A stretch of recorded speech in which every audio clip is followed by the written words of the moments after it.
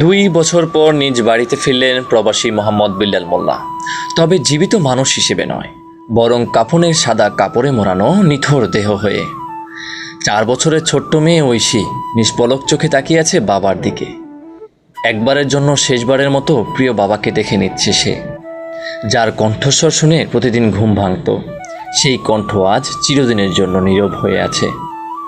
2023 সালের জুলাই মাসে জীবিকার তাগিদে মালয়েশিয়ায় পাড়ি জমান রাজবাড়ির বসন্তপুর ইউনিয়নের হাটবাড়ি গ্রামের বাসিন্দা বিল্লাল মোল্লা।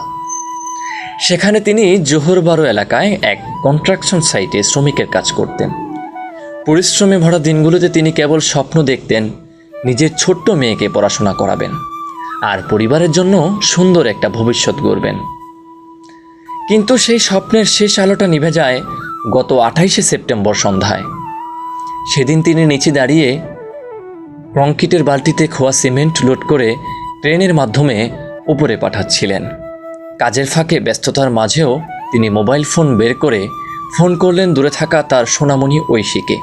হাসি মুখে বাবাকে দেখছিল ছোট্ট ঐশী, আর বলছিল, বাবা তুমি কবে আসবে, কবে আমাকে নিয়ে ঘুরতে যাবে। ঐশীর সরল প্রশ্নগুলো যেন বাবার বুক ভেঙে দিচ্ছিল। এর মধ্যে ক্রেঙে ভবনের উপরে থাকা বালতি নিচে চলে আসায় দ্রুত ফোন রেখে দেন বিল্লাল। কিন্তু এই রাখাই যে শেষ রাখা তাকে জানতেন বিল্লাল। ঠিক আবারও আগের মতো খোয়া সিমেন্ট বালতিতে লোড করে উপরে পাঠালেন বিল্লাল।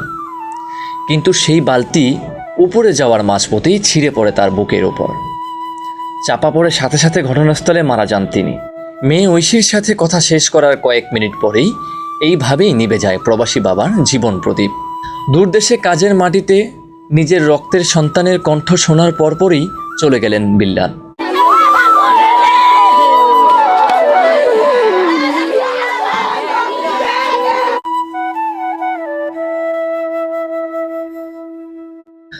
সোমবার ভোরে বিমানে আসা তার মরদেহ যখন নিজ গ্রাম হাটবাড়িতে পৌঁছায়, চারপাশে শোকের মাতমে ভারী হয়ে ওঠে বাতাস। আত্মীয় স্বজন, প্রতিবেশী, বন্ধুবান্ধব সবার চোখে শুধু কান্না, হাহাকার আর অসহায় নীরবতা। কিন্তু এই কান্নার ভিড়েও সবচেয়ে বেদনাদায়ক দৃশ্য ছিল ছোট্ট ঐশীকে নিয়ে। নিস্তব্ধ অশ্রুজল চাহানিতে সে যেন খুঁজে ফিরে বলছিল, বাবা তুমি কেন আমার কাছে ফিরে এলে না? তুমি প্রতিদিন বলছিলে আসবে, আমি তোমার জন্য অপেক্ষা করেছিলাম। আমাকে এখন ঘুরতে কে নিয়ে যাবে? আমি কাকে বাবা বলে ডাকবো?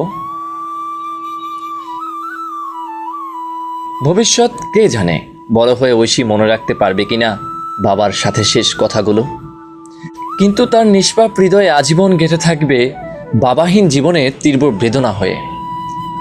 যে বাবার স্বপ্ন ছিল মেয়েকে নিয়ে সুন্দর জীবন গড়ার, সেই বাবার কণ্ঠ আজ শুধুই স্মৃতি, আর দেহ নিথর কবরের মাটিতে।